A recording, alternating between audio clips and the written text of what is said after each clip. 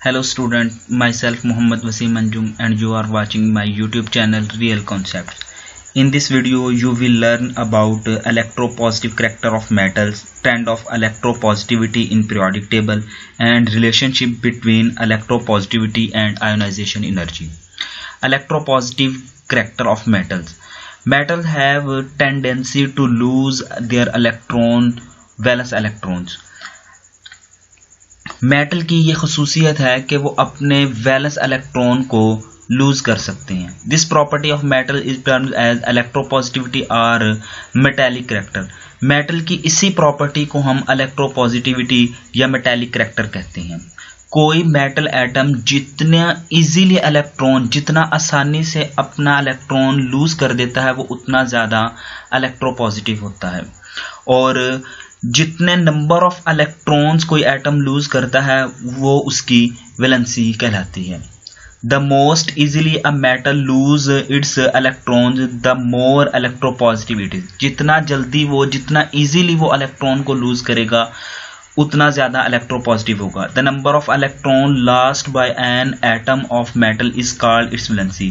कोई एटम जितने number of electron को लूज करेगा उतनी उसकी वैलेंसी होगी. जैसा कि सोडियम एक इलेक्ट्रॉन को लूज कर रहा है तो इसकी वैलेंसी, सोडियम की वैलेंसी 1 है. और जिंक 2 इलेक्ट्रॉन को लूज कर रहा है तो जिंक की वैलेंसी 2 है. Trend of electropositivity. पहले हम ग्रुप में इलेक्ट्रोपॉजिटिविटी के ट्रेंड्स को स्टडी करेंगे. Electropositive character increase down the group because size of atom increase. जैसे ग्रुप में हम ऊपर से नीचे आते हैं, टॉप टू बॉटम आते हैं, तो इलेक्ट्रोपॉजिटिव करैक्टर इंक्रीज होता है. क्यों इंक्रीज होता है? क्योंकि उसका साइज बड़ा होता है. डियर स्टूडेंट, देखिए ये लिथियम, सोडियम और पोटाशियम ये एक ग्रुप से लिए गए 3 एलिमेंट्स हैं. इसमें सोडियम में 2 शेल हैं, लिथियम में 2 शेल हैं और सोडियम में 3 और पोटाशियम में 4 शेल हैं. इसमें साइज, ये लिथियम का साइज छोटा है, सोडियम का साइज उससे बड़ा है और पोटाशियम का साइज उससे भी बड़ा है. जैसे जैसे हम ऊपर से नीचे की तरफ आ रहे हैं, साइज बड़ा होने से न्यूक्लियस और आखिरी शेल के इलेक्ट्रॉन्स के दरमियान में फासला बढ़ता जा रहा है. जब फासला बढ़ता जा रहा है इसका मतलब है कि न्यूक्लियस और आखिरी शेल के इलेक्ट्रॉन्स के दरमियान में जो अट्रैक्टिव फोर्सेस हैं, जो इलेक्ट्रोस्टैटिक फोर्सेस हैं, वो वीक होती जा रही हैं. जब इलेक्ट्रोस्टैटिक फोर्सेस वीक हो जाएंगी तो इलेक्ट्रॉन को लूज करवाना, इलेक्ट्रॉन को रिमूव करवाना आसान हो जाएगा. इसलिए जैसे जैसे हम डाउन द ग्रुप आते हैं तो इलेक्ट्रोपॉजिटिव करैक्टर इंक्रीज हो. अब हम पीरियड में इलेक्ट्रोपॉजिटिविटी के ट्रेंड्स को स्टडी करेंगे. Electropositive character decrease across the period from left to right in periodic table because atomic size decrease due to increase of nuclear charge. जैसे जैसे हम पीरियड में लेफ्ट टू राइट की तरफ मूव करते हैं तो एटम का साइज छोटा होता है और इलेक्ट्रोपॉजिटिविटी डिक्रीज होती है. यहाँ पे 3 एलिमेंट्स एक पीरियड से लिए गए हैं, lithium, beryllium and boron. Dear student, देखें आप डायग्राम में दिखाया गया कि लिथियम का साइज बड़ा है, बेरिलियम का उससे छोटा है और बोरॉन का उससे भी छोटा है. इसमें भी 2 शेल हैं, इसमें भी 2 शेल हैं और इसमें भी 2 शेल हैं. लेकिन जैसे जैसे हम लेफ्ट टू राइट मूव कर रहे हैं एटम का साइज छोटा होता जा रहा है और साइज छोटा होने की वजह से आखिरी शेल न्यूक्लियस के करीब होता जा रहा है. तो आखिरी शेल जैसे जैसे न्यूक्लियस के करीब होता जाए तो न्यूक्लियस की जो अट्रैक्शन है, जो फोर्स ऑफ अट्रैक्शन है, वो आखिरी शेल के इलेक्ट्रॉन पर स्ट्रांग होती जा रही है, जिसकी वजह से इलेक्ट्रॉन का रिमूव होना मुश्किल होता जा रहा है. जब इलेक्ट्रॉन का रिमूव होना मुश्किल है तो इसका मतलब है कि इलेक्ट्रोपॉजिटिविटी डिक्रीज होती जा रही है. Electropositivity and ionisation energy. Electropositivity character depend upon the ionisation energy. Electropositivity ionisation energy पे डिपेंड करती है, जबकि आयोनाइजेशन एनर्जी डिपेंड करती है एटॉमिक साइज पे और न्यूक्लियर चार्ज पे. डियर स्टूडेंट, आयोनाइजेशन एनर्जी और इलेक्ट्रोपॉजिटिविटी का इनवर्स रिलेशन है. अगर आयोनाइजेशन एनर्जी बढ़ेगी तो इलेक्ट्रोपॉजिटिविटी कम हो जाएगी और अगर आयोनाइजेशन एनर्जी कम होगी तो इलेक्ट्रोपॉजिटिविटी बढ़ जाएगी. atoms having high ionization energy are less metallic or electropositive। अगर किसी एटम के आयोनाइजेशन एनर्जी ज़्यादा है तो उसके इलेक्ट्रोपॉजिटिव करैक्टर या मेटालिक करैक्टर वो कम हो जाएगा। आइए एक एग्जाम्पल से आयोनाइजेशन एनर्जी और इलेक्ट्रोपॉजिटिविटी के रिलेशन को समझते हैं। डायग्राम में दो एटम का स्ट्रक्चर दिखाया गया है। ये सोडियम एटम का स्ट्रक्चर है और ये मैग्नीशियम एटम का स्ट्रक्चर है। डियर स्टूडेंट, ये दोनों एलिमेंट्स एक ही पीरियड से बिलोंग करते हैं। इसमें भी 3 शेल हैं और इसमें भी 3 शेल हैं, लेकिन इसके तीसरे शेल में एक इलेक्ट्रॉन है, इसलिए इसकी electronic configuration 3s1 electronic configuration है।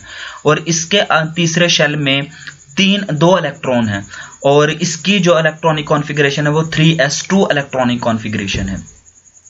डायग्राम में आपको वाज़ह नज़र आ रहा है कि सोडियम का साइज़ बड़ा है और मैग्नीशियम के एटम का साइज़ छोटा है। यहाँ पे न्यूमेरिकल वैल्यूज़ भी दोनों की लिखी गई है। सोडियम का एटॉमिक साइज़ है 186 पिकोमीटर, जबकि मैग्नीशियम का एटॉमिक साइज़ है 160 पिकोमीटर। सोडियम का साइज़ बड़ा है और मैग्नीशियम का साइज़ छोटा है और दोनों की आयोनाइजेशन एनर्जी भी दी गई है। इसकी सोडियम की आयोनाइजेशन एनर्जी है 496 किलो जूल पर मोल और मैग्नीशियम की जो आयोनाइजेशन एनर्जी है वो 738 किलो जूल पर मोल दी गई है। 738 किलो जूल पर मोल इसकी आयोनाइजेशन एनर्जी दी गई है। अब हमने अभी पढ़ा है कि आयोनाइजेशन एनर्जी और इलेक्ट्रोपॉजिटिविटी का इन्वर्स रिलेशन है। अगर आयोनाइजेशन एनर्जी ज़्यादा होगी तो इलेक्ट्रोपॉजिटिविटी कम होगी और अगर आयोनाइजेशन एनर्जी कम होगी तो इलेक्ट्रोपॉजिटिविटी ज़्यादा होगी। आप देखिए कि इसकी आयोनाइजेशन एनर्जी कम है, इसका मतलब है कि सोडियम की इलेक्ट्रोपॉजिटिविटी ज़्यादा है और इसकी आयोनाइजेशन एनर्जी ज़्यादा है तो इसकी इलेक्ट्रोपॉजिटिविटी कम है।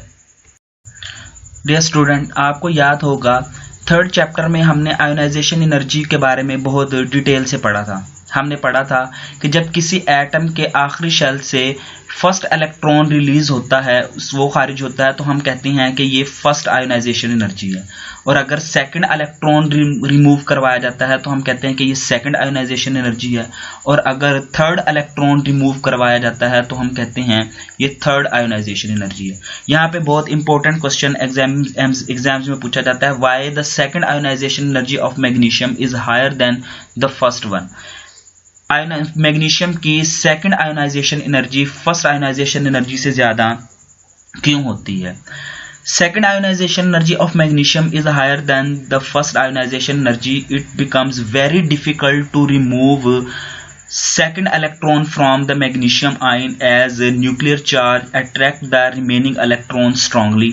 As a result of this attraction of size of the ions decrease. Second ionisation energy first ionisation energy से इसलिए ज़्यादा होती है कि जब हम पहला इलेक्ट्रॉन रिमूव करते हैं तो मैग्नीशियम आयन बन जाता है और जो न्यूक्लियस की अट्रैक्शन है वो रिमेनिंग इलेक्ट्रॉन पर बढ़ जाती है, जिसकी वजह से सेकंड इलेक्ट्रॉन को रिमूव करवाने के लिए हमें बहुत ज़्यादा एनर्जी रिक्वायर्ड होती है। इसलिए second ionisation energy first ionisation energy से ज़्यादा होती है। All the element of alkaline earth metal have high ionization energy as compared to alkali metals. Alkaline earth metals के तमाम एलिमेंट्स की आयोनाइजेशन एनर्जी अल्कली मेटल्स के एलिमेंट से ज़्यादा होती है। Lower ionisation energy of alkali metal make them more reactive than alkaline earth metal. Alkali metal की low ionisation energy इन्हें ज़्यादा रिएक्टिव बनाता है as compare to alkaline earth metal. Thank you very much.